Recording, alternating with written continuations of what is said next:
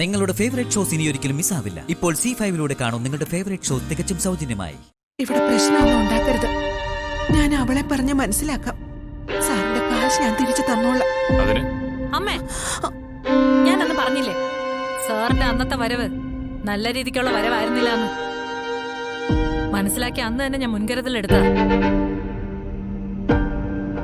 സാറിന്റെ അമ്മ വാങ്ങിയ പൈസ ഞാൻ അപ്പ തന്നെ മാറ്റിവെച്ചു.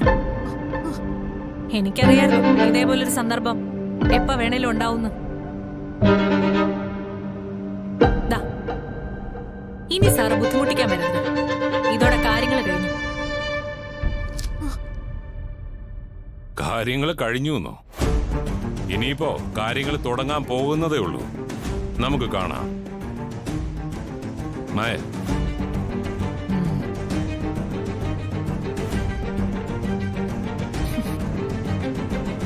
എന്റെ ചരിത്രമല്ല അവരുടെ മുമ്പിൽ വിളമ്പിയല്ലേ?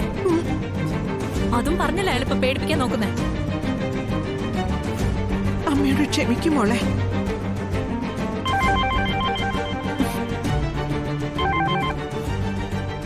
ഹലോ ഹലോ,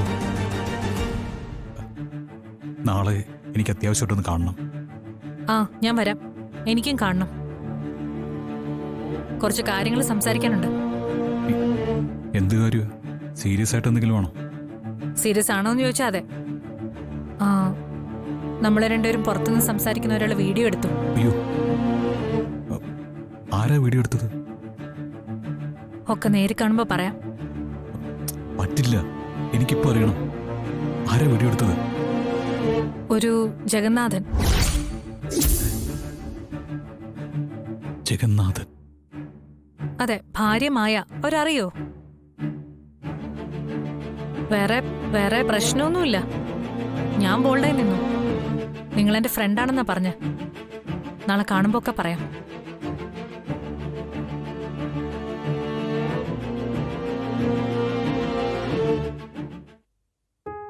സർ, ഞാനൊരു കാര്യം പറഞ്ഞോട്ടെ?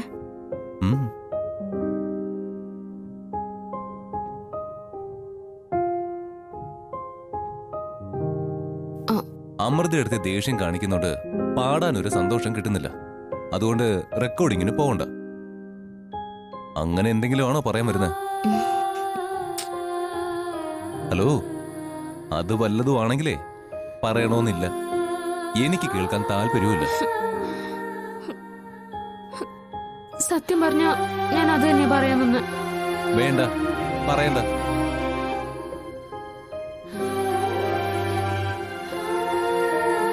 പാടാനുള്ള തന്റെ കഴിവ് എന്തുമാത്രമാണെന്ന് എനിക്കറിയാം. എന്റെ ഭാര്യയെ ഏറ്റവും വലിയ ഗായികയാക്കാന്നുള്ളതാ എന്റെ ലക്ഷ്യം. അത് ഞാൻ നേരത്തെ തന്നെ പറഞ്ഞിട്ടുമുണ്ട്. ആ, ഇപ്പോഴത്തെ പ്രശ്നം അത് അതിന്റെ വഴിക്ക് നടക്കും. ഇതൊക്കെ തത്ത പറയുന്ന പോലെ ഞാൻ പറഞ്ഞതാ. സോറി സർ, ഞാൻ ഓർക്കാതെ പറഞ്ഞു പോയതാ. Sorry sir. എന്റെ കൈയൊന്ന് തൊടുവോ? ടെൻഷനൊക്കെ മാറി എനിക്കൊരു ധൈര്യം കിട്ടട്ടെ.